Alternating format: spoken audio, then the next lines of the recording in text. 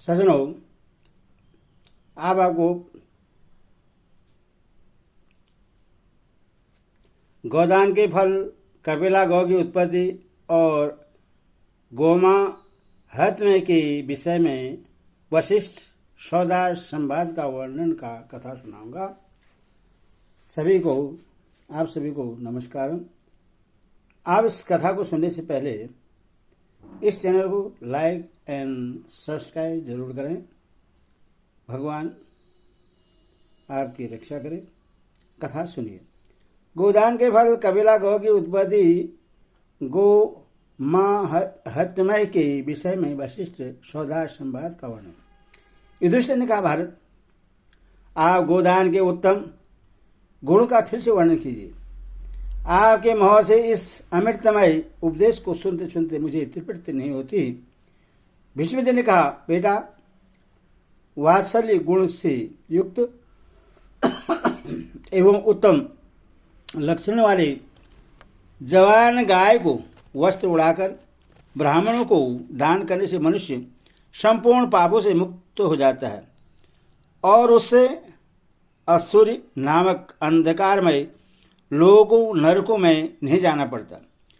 जिसका घास खाना और पानी पीना समाप्त हो चुका हो, जिसका दूध नष्ट हो गया हो, जिसकी इंद्रियां काम न दे सकती हों, अर्थात जो बुढ़ी और रोगिणी होने के कारण जीर्ण शीर्ण शरीर वाली हो गई हो, ऐसी गौ का दान करने वाला मनुष्य ब्राह्मण को व्यर्थ कष्ट में डालता है और स्वयं भी घोर नरक में पड़ता है।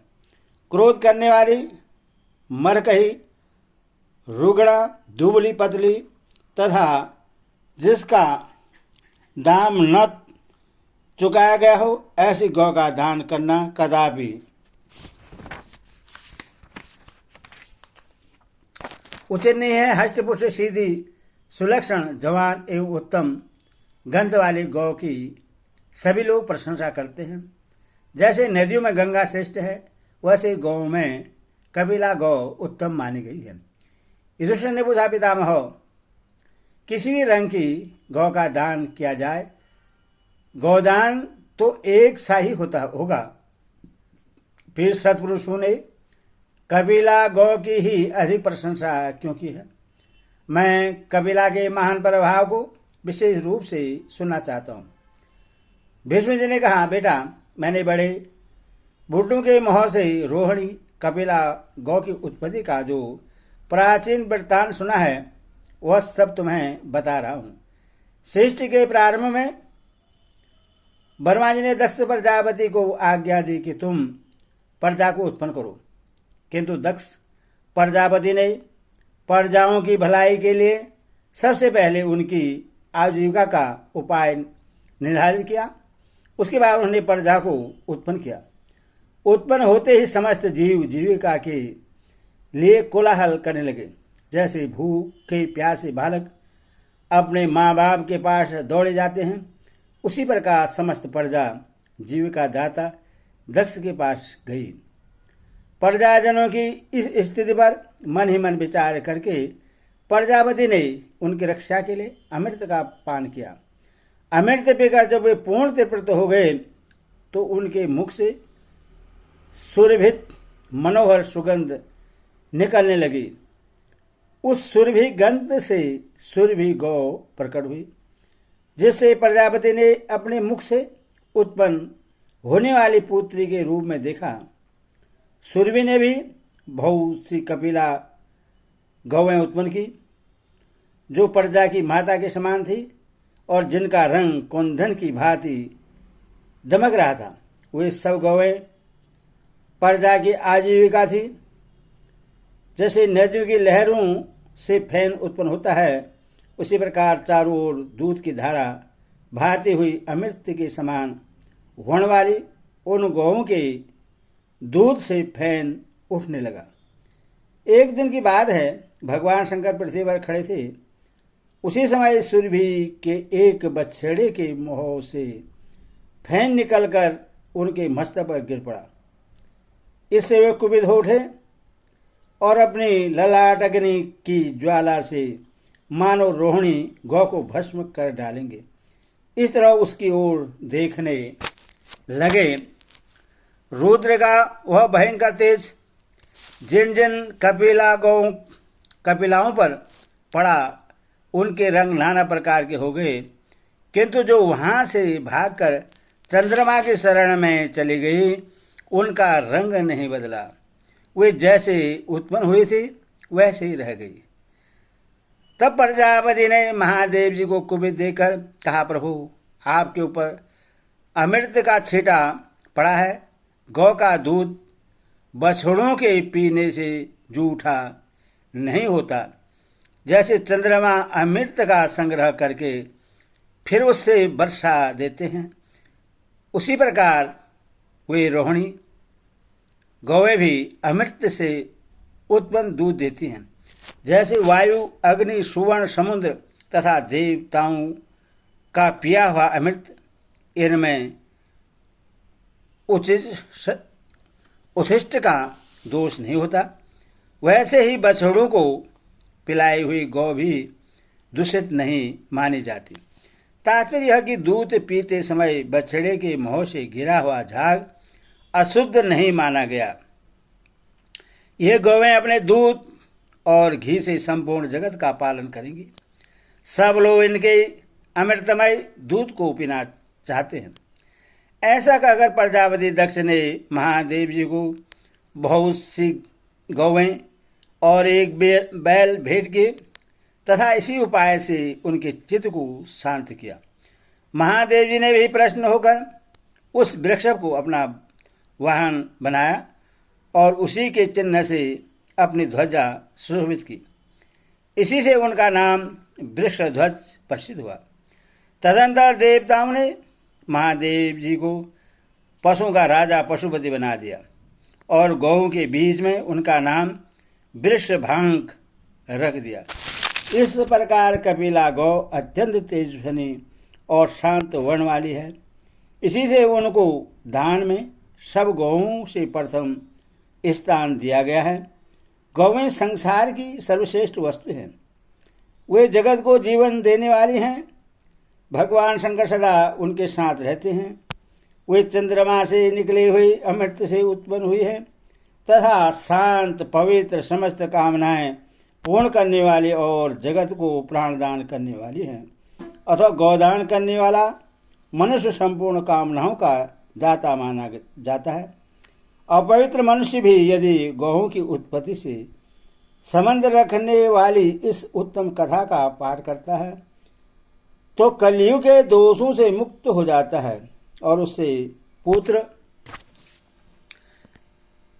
लक्ष्मी, धन तथा पशु आदि की सदा प्राप्ति होती है।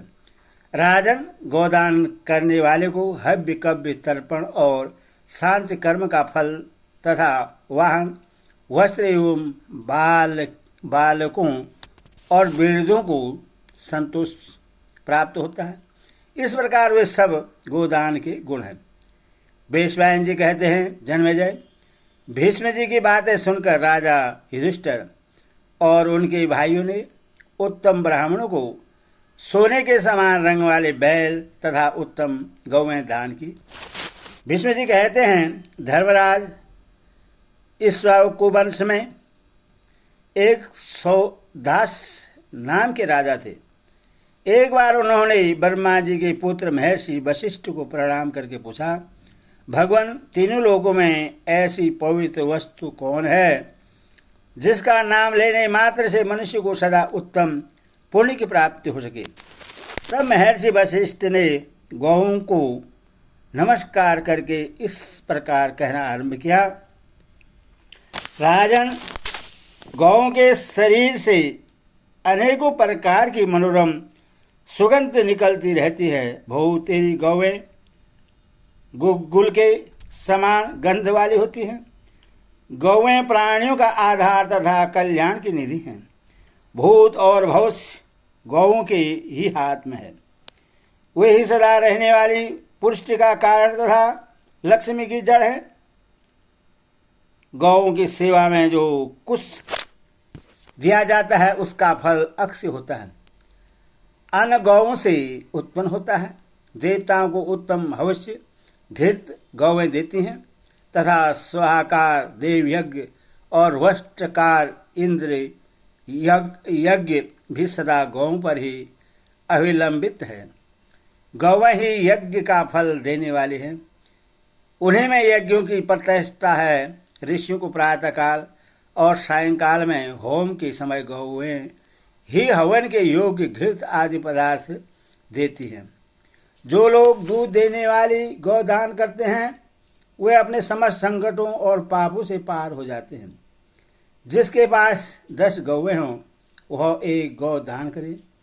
जो 100 गायें रखता हो वह 10 गायें दान करे और जिनके पास 1000 गौवें मौजूद हों वह 100 गौवें दान करे तो इन सब को बराबर ही फल मिलता है। जो 100 गौओं का स्वामी होकर भी अग्निहोत्र नहीं करता, जो 1000 गौवें रख कर भी यज्ञ नहीं करता तथा जो धनी होकर भी कंजूसी नहीं छोड़ता, वे तीनों मनुष्य अर्घ सम्मान पाने के अधिकारी नहीं हैं। जो उत्तम लक्षणों से युक्त कपिला गौ को वस्त्र उड़ाकर बछड़े से दान करता है तथा उसके साथ दूध दोहने के लिए एक कांसी का पात्र भी देता है, वह इहलोक परलोक दोनों को जीत लेता है। प्रातःकाल और सायंकाल में प्रतिदिन गौ को प्रणाम करना चाहिए। इससे मनुष्य के शरीर और बल की पुष्टि होती है। गोमूत्र और गोबर देकर कभी घृणा न करें। गौओं के गुणों का कीर्तन करें, कभी उनका अपमान न करें। यदि बुरे स्वप्न दिखाई दे तो गौ माता का नाम लें। प्रतिदिन शरीर में गोबर लगाकर स्नान करें। सूखे हुए गोबर पर बैठें, इस पर थूक न फेंकें, मल मूत्र न त्यागें। गौओं के तिरस्कार से बचता रहें। अग्नि में गाय के घृत का हवन करें, उसी से स्वस्थ वासन कराएं। गौ घृत का दान और स्वयं भी उसका भक्षण करें तो गौओं की वृद्धि होती है। जो मनुष्य सब प्रकार के रत्नों से युक्त तिल की धेनु को गोमा अग्नि व अश्वी आदि गोमती मंत्र से अभिमंत्र करके उससे ब्राह्मण को दान करता है, उससे अपने पाप पुण्य के लिए शोक नहीं करना पड़ता। रात हो या दिन, अच्छा समय हो या बुरा, कितना ही बड़ा भय क्यों न उपस्थित हुआ हो, यदि मनुष्य निम्नलिखित श्लोकों का कीर्तन करता है तो वह सब प्रकार के भय से मुक्त हो जाता है। जैसे नदियां समुद्र के पास जाती हैं, उसी तरह सोने से मड़ी हुई सींगों वाली दुग्धवती सुरभि और सुरभि गौवें मेरे निकट आवे। मैं सदा गौओं का दर्शन करूं और गौवें मुझ पर कृपा दृष्टि रखें। गौवें मेरी हैं और मैं गौओं का हूं। जहां गौवें रहें वहीं मैं भी रहूं। प्राचीन काल में गौओं की श्रेष्ठता प्राप्त करने के लिए 1,00,000 वर्ष तक कठोर तपस्या की थी। उनकी इच्छा थी कि इस जगत में जितनी दक्षिणा देने योग्य वस्तुएं हैं उन सब में हम उत्तम समझे जाएं। हम लोग कोई दोष न लगे, हमको कोई दोष न लगे।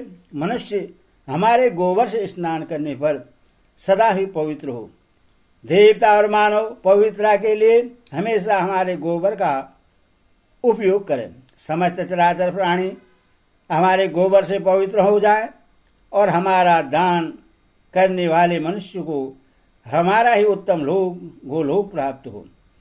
इस प्रकार संकल्प लेकर जब गौ ने अपनी तपस्या पूर्ण की तो उसके अंत में ब्रह्मा जी ने उन्हें वरदान दिया, गौ तुम्हारी समस्त कामनाएं पूर्ण हो और तुम जगत के जीवों का उद्धार करते रहो। इस प्रकार अपनी कामना सिद्ध हो जाने पर गौ तपस्या से निवृत्त हुई। उसके बाद जगत का कल्याण करने लगी।